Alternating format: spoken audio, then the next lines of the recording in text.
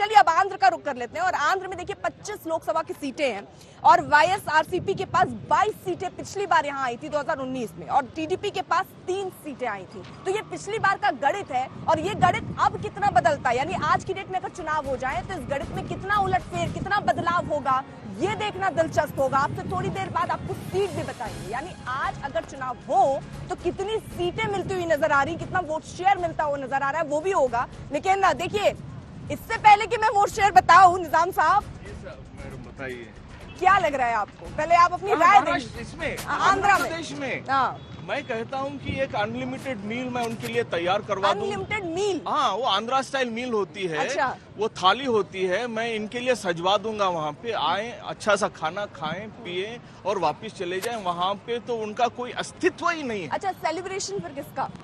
देखिए, आंध्र प्रदेश में अपने ज्यादा स्ट्रेंथ नहीं है, मैं मानता हूँ, लेकिन टीडीपी के साथ जो अपना गठबंधन हो रहा है, होने वाला है अभी, इसका असर बिल्कुल पड़ेगा। और बट नायडू ने आपको तो छोड़ के वापस आ गया था, फिर से क्यों ले रहे हैं उनको? नहीं, अभी देखिए, ये चुनाव की जो नीति है वो होता रहता है। बस अगर मैं बात क्योंकि ये डीलिंग हो गई आपकी, मैं कह रहा हूँ होगा, ये होगा बिल्कुल। अच्छा। और तो इसका असर पड़ेगा।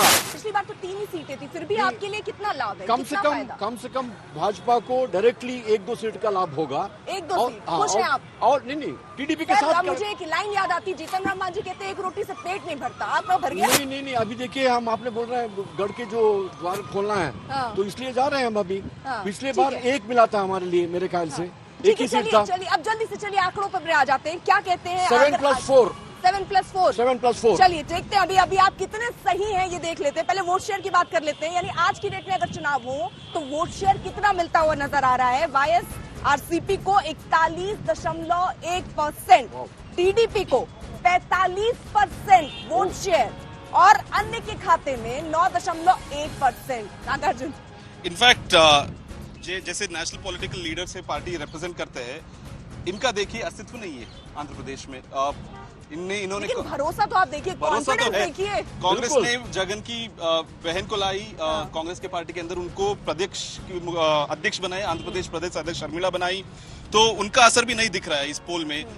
क्या उनका सीट कन्वर्शन भी देखना पड़ेगा। बट वाईएसआरसीपी टीडीपी का 2-वे फाइट है इस बार, और टीडीपी के साथ इस बार जनसेना है, तो मुझे ये भी वोट शेयर देखना पड़ेगा कि जनसेना के पास कितना वोट शेयर गया है, ताकि वो टीडीपी और जनसेना का अक्यूमुलेटेड वोट शेयर कितना होगा। अगर जैसे मिस्टर गणेश कार्तिक ने कहा कि बीजेपी भी आ जाएगा साथ में, तो तीनों पार्टी मिला के वाईएसआरसीपी कुछ ज्यादा आगे बढ़ पाएंगे, वो नहीं, वो भी एक डेटा रखनी पड़ेगी आपके सामने। बट जो वाईएसआरसीपी है उनका वोट शेयर दिखा रहा है 41% एंड टीडीपी का है 45%, मतलब a close call, margin of 4% odd is what we are saying. तो देखना पड़ेगा सीट कन्वर्शन क्या होगा। अब चलिए जल्दी से बिना देर किए अब सीट भी दिखा देते हैं, यानी आज की डेट में अगर चुनाव हो तो कितने सीट जो है वो वाईएसआरसीपी को मिलेंगे? पिछली बार 22 और इस बार जो पोल कह रहे हैं हमारे वो है 8।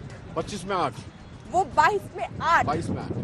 अब आप टीडीपी की अगर बात करें तो पिछली बार टीडीपी के खाते में 3 थी, और इस बार जो पोल यानी जनता का मिजाज अभी क्या कहता है, अगर लोकसभा के चुनाव हो जाएं तो उनका मिजाज सीधे तौर पर 17 सीटें जो है वो देकर जाता है। मुझे लगता है कि दिस इज लोकसभा डेटा, ताकि Jagan is still quite popular assembly level पे। जैसे मैं भी गया था आंध्र प्रदेश लास्ट हफ्ते, तो अभी भी उनका वेलफेयर स्कीम्स ग्राउंड पे गया है, ताकि इज क्वाइट पॉपुलर। बट जो मोदी फैक्टर रहेगा इस बार टीडीपी के साथ, वो शायद टीडीपी को और 2% आगे ले जा सकते हैं, क्योंकि Modi is still popular in south India.